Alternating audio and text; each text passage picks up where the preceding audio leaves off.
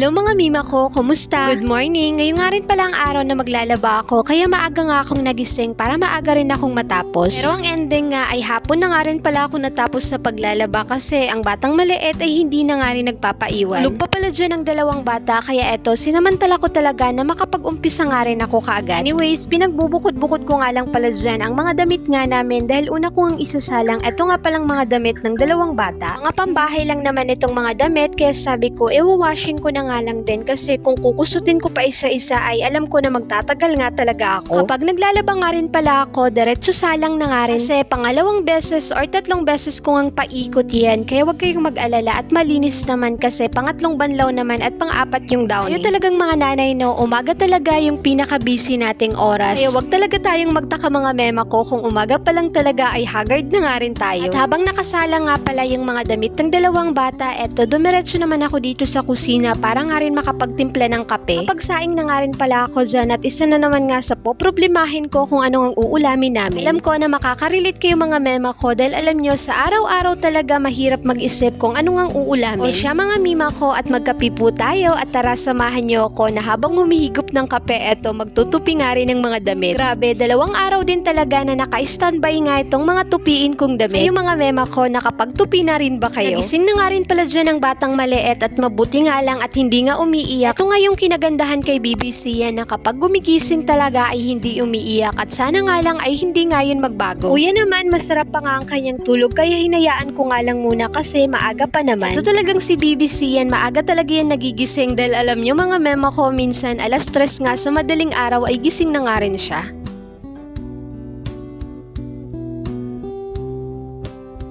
Katapos ko nga palang makapagtupi ng mga damit, eto namang kulambo ang sunod ko nga rin pitin para nga rin mabuksan ko yung bintana at makapasok na nga rin yung liwanag nga dito sa loob. At katapos ko nga rin palang makapagbukas nga ng bintana, eto namang mga laruan ni kuya. Ang sunod ko nga rin niligpit kasi makalat na nga rin dito sa aming higaan. Ewan ko kung ako lang talaga yung may anak na ganito na kapag matutulog gusto talaga na palaging katabi nga yung mga laruan. Ay yung mga mema ko, ganyan din ba yung mga anak nyo? Napakaligalig nga ng batang maliit at ang kuya naman ayan, masarap pa nga ang kanyang tulog at ayaw nga rin magpa-istorbo. Maaga pa naman kaya habang nakasala nga yung mga labahin ko, eto naisipan ko na lumabas nga kami ng bahay para magpaaraw nga rin. Minsan na nga lang din pala kami lumabas ng bahay para magpainit sa umaga kasi minsan nga late na nga rin kaming nagigising.